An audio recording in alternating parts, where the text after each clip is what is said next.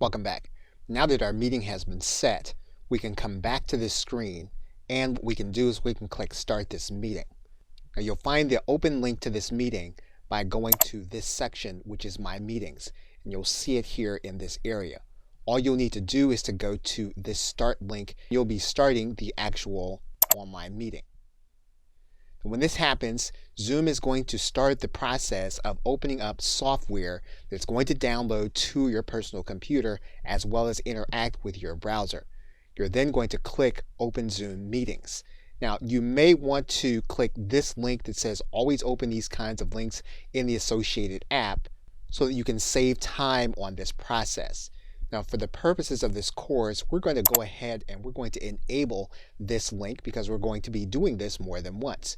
We're now going to click Open Zoom Meetings. Now, we've enabled the recording, so the recording is now being conducted as we speak. Now, one of the things that we have done for the purposes of this video is we have disabled the video. If we want to enable our camera, all we'll need to do is to click on top of this icon and our webcam will then be enabled. Now we can choose to join with our computer audio, and indeed this is something that your attendees and participants are going to go through also. They're going to be able to join with their computer audio, and you're going to see that Zoom is going to remind you that the recording is not going to include audio unless you click Join Audio. So what you're going to want to do is you're going to want to click on top of this button to conduct your meeting with your own computer audio. Now, all of your controls will be at the bottom of the screen. If you want to invite individuals to participate with you, you can click this invite button and they'll be brought into your meeting. And what you'll do is you'll click this button. This is going to give you links or ways to send the invitation. What you can also do is you can choose the content that you'll be sharing, and you'll do that by clicking this button. This is going to give you the opportunity to choose the screens that you're going to be showing during your meeting.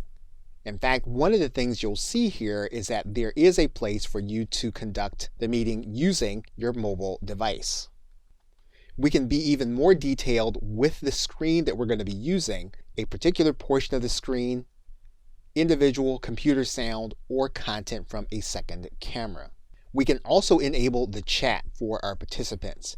And what we'll need to do is to click this button, and we'll be able to type messages to everyone as well as to receive everyone. Now, when people type back to you, everyone in your group is going to be able to see these messages as they're being typed in real time. You have the ability to either stop or pause the recording by clicking this button. So if you're going to be coming to a place in the recording where you're going to have something that you don't want seen, you can pause the recording here in this area, and then you can turn it back on by clicking this link. Now, we've also discussed the closed caption option. And basically what this is going to do is this is going to give you the ability to either have someone type the notes as they're being conducted in real time, or you can type them here also. If we click this button, you'll then be able to see your controls for closed captioning. You'll also see here that you have breakout rooms, and this is going to be for your participants, not for your attendees to a particular webinar. So what you're going to want to do is you're going to want to click this button once you've completed the presentation or the meeting, and you can click this link that says End Meeting.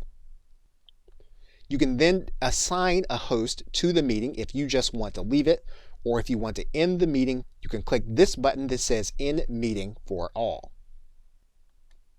Then Zoom will begin the process of getting your meeting recording ready. You'll then determine where you want your meeting recording to be housed. And then your Zoom recording will be present in the folder that you designated. Okay, so with that, thanks, and I will see you in another video.